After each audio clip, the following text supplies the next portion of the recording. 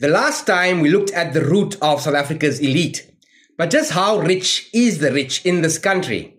Who owns what and who owns almost nothing?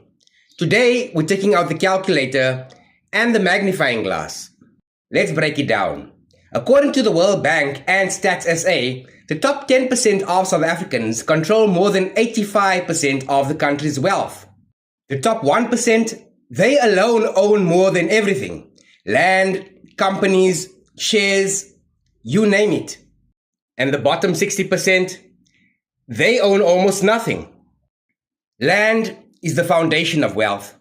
And over 70% of all private land is owned by white South Africans, despite being only 7% of the population. Most black South Africans live in townships, renting or occupying land without title. Land reform, mostly stalled. South Africans work hard, but the wages haven't kept up. The average CEO earns over 250 times more than what a cleaner or a cashier earns. While workers struggle with rising food, transport, and electricity costs, corporate profits keep climbing. There is a growing black middle class, but it's fragile.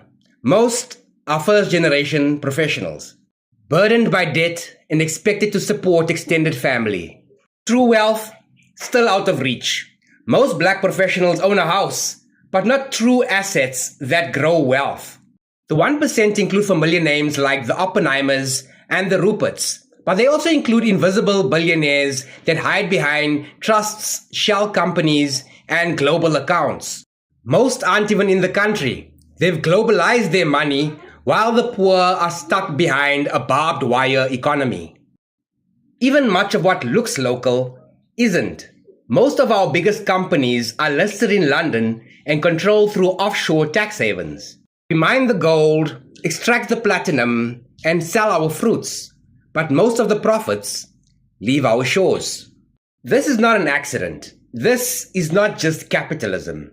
This is structured inequality.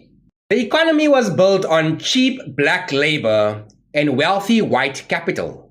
And very little has changed since democracy. Apartheid wasn't dismantled. It was just rebranded. In the same country, kids walk kilometers to school in broken shoes, while some elites fly their kids overseas for grade 8. We're not just divided by race anymore. We're divided by class. But class still follows the same lines of our past. In the next question we ask, who are the puppets?